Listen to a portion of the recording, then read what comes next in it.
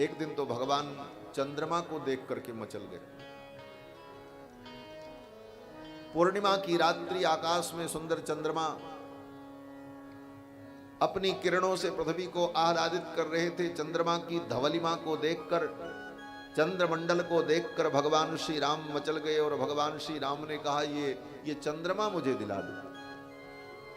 गोस्वामी तुलसीदास जी कहते हैं कि कबहू की शशि मागत आर करे, कबहू की शशि मागत आर करे। उस चंद्रमा के लिए आर करने लगे, जिद करने लगे, भगवान मुझे चंद्रमा दिला दो। कबहू की शशि मागत आर करे, कबहू प्रतिबिंब निहारी डरे। कभी अपने प्रतिबिंब को देख करके ही भगवान डर जाते। ऐसी विलक्षण लीलाएं भगवान की होती। भगवान ने कहा चंद्रमा दिला दो। मैया कौशल्या ने कहा बेटा ये चंद्रमा बहुत दूर है, मैं कैसे लाऊं।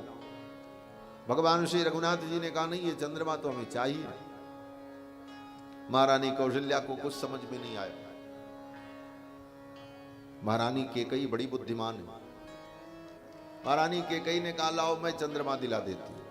रामलला सरकार को गोद में ले लिया और महारानी कैकेयी ने कहा बेटा चंद्रमा चाहिए। बोले हाँ।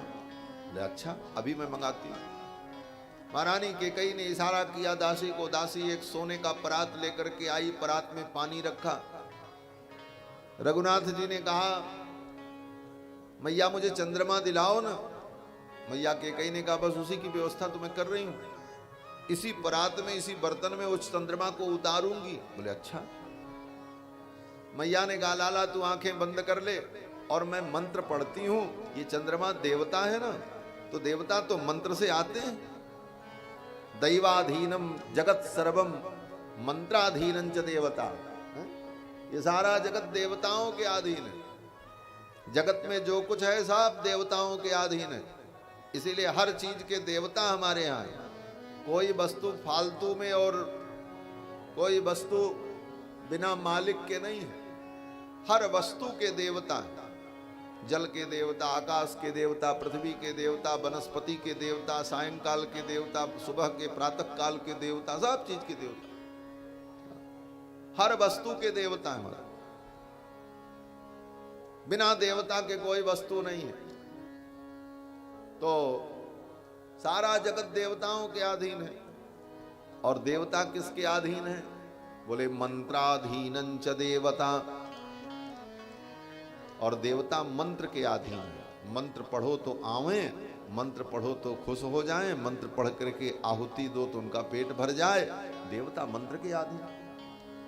मंत्राधीनम देवाधीनम जगत सर्वम मंत्राधीनं च देवता। महारानी कैकेयी ने कहा लाला तू अपनी आंखें बंद कर ले, मैं कुछ मंत्र जंत्र करती हूं तब देवता आएगा चंद्रमा। अब माताओं का मंत्र क्या है? बोले माताओं के भावपूर्ण शब्द, उनकी भावना और उनके गीत, यही तो सब मंत्र है। इसका भी बड़ा महत्व है महाराज। आप पढ़ लेना। महर्षि पारस्कर ने, महर्षि गोभिल ने अपने गृह सूत्र में जब विवाह, यज्ञोपवीत इत्यादि संस्कारों का वर्णन किया है तो वहां पर सारे संस्कार का वर्णन करने के बाद महर्षि कहते हैं कि इन इन मंत्रों से इन इन क्रियाओं को करना चाहिए। उसके बाद इसके अतिरिक्त बोले घर की जो बूढ़ी बुजुर्ग महिलाएं बतावें उन विधियों को भी उस हिसाब से करना चाहिए। ये ऋषियों ने प्रमाणित किया। इसीलिए लोकाचार का बड़ा महत्व है। लोक में विवाह आदि संस्कार में जो लोक रीति होती है, माताएं जो लोक रीति करती हैं, उस लोक रीति का भी पालन करना चाहिए। लेकिन एक सावधानी रखनी चाहिए। क्या बोले? लोक रीति के नाम पर वेद रीति की अवहेलना नहीं करनी। वेद रीति का भी पालन हो और लोक रीति का भी पालन हो। यह नहीं कि लोक रीति के नाम पर वेद रीति का त्याग कर दिया जाए। तो लोक रीति का भी बड़ा महत्व है। और उस लोक रीति में माताएं जो गाती हैं, जो गीत गा गा करके एक एक विधि का पालन करती हैं, वह उनका गीत ही मंत्र है। वो मंत्र के समान है हमारा। उसकी भी परंपरागत मान्यता है। तो मैया ने भी कहा कि लाला तो चिंता मत कर, मैं मंत्र पढ़ करके बुलाती हूं देवता। माताओं का मंत्र तो गीत संगीत, अपनी भावनाएं और उनके जो विधान है। तो महारानी केकई ने भी मंत्र पढ़ा। क्या मंत्र पढ़ा? मैया केकई ने कहा, चंदा मामा आओ। आज भी माताएं पढ़ती हैं, चंदा मामा आरे आवा पारे आवा नदिया किनारे आवा। यही सब मंत्र है माताओं का, भावपूर्ण। तो महारानी केकई ने भी अपना यही सब पढ़ा और रघुनाथ जी आंखें बंद किए थे, अब चंद्रमा आएगा। थोड़ी देर में पानी जब स्थिर हो गया तो महारानी केकई ने कहा, लाला अब आंखें खोलो, देखो मैं चंद्रमा को बुला चुकी हूं। रघुनाथ जी ने आंख खोली, उस सोने की चमकती हुई परात में निर्मल जल के अंदर चंद्रमा का प्रतिबिंब चमक रहा था। रघुनाथ जी तो ताली बजा करके हंसने लगे, प्रसन्न हो गए। मैया चंद्रमा आ गया, अब मैं इसे ले लूं? मैया ने कहा ले लो।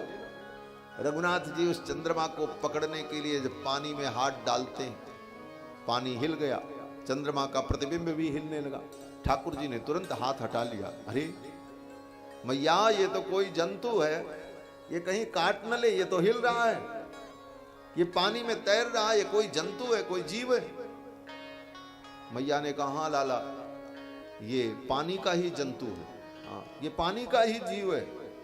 क्यों? बोले चंद्रमा पानी से ही तो प्रकट हुआ है, समुद्र से। मैया ने कहा, ये समुद्र का ही जीव है, समुद्र से प्रकट हुआ। रघुनाथ जी ने कहा, हमको बहुत डर लग रहा है। मैया ने कहा, तो ठीक है मैं हटा देती हूँ। परात हटा दी, पानी फेंक दिया। ठाकुर जी प्रसन्न हो गए। इस प्रकार चंद्रमा की रार कर लेते तो कोई न कोई लीला करके माताएं उनको संतुष्ट करती। कबहू की ससीमागत आर करे, कबहू प्रतिबिंब निहार डरे। ऐसी ऐसी बाल लीलाएं भगवान की अनेक प्रकार की होती। ठाकुर जी जब और बड़े हुए तो अपनी मां कौशल्या को अपने विराट रूप का एक दिन दर्शन कराया। महाराज, मैया ने भगवान को पालना में लिटाया था, उस समय की लीला है। भगवान ने अपनी मां को अपने विराट रूप का दर्शन कराया। इस बाल लीला का वर्णन गोस्वामी जी ने मानस जी में किया। भगवान धीरे धीरे जब बड़े हुए तो इनका यज्ञोपवीत संस्कार होता है और गुरुकुल में पढ़ने जाते हैं। गोस्वामी जी महाराज कहते हैं, जब ही कुमार भये सब भ्राता, दीन जनेऊ गुरु पितु माता। भये कुमार जब ही सब भ्राता, भये कुमार जब ही सब भ्राता।